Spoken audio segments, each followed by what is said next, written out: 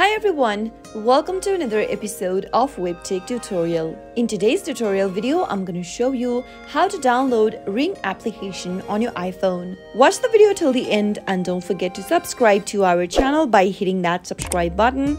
Press the notification bell so that you'll never miss another upcoming upload from us.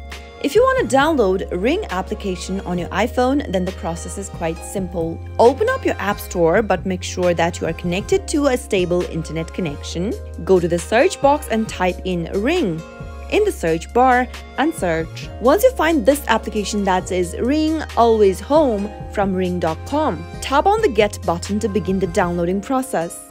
Now, all you need to do is to wait for the app to be downloaded on your iPhone. The Ring application can be used to watch over your property from anywhere using Ring video doorbells, security cameras, alarm system, and smart lights. When motion or an approaching person is spotted on your property, Ring doorbells and camera may send you immediate warnings. Once the application is downloaded, tap on the Open button to open the app, and that's how you can easily download Ring application for your iPhone. Allow necessary permissions required for the app and get started by creating a new account or log into an existing one. I hope the tutorial was helpful to you. If it was, go ahead and give us a thumbs up.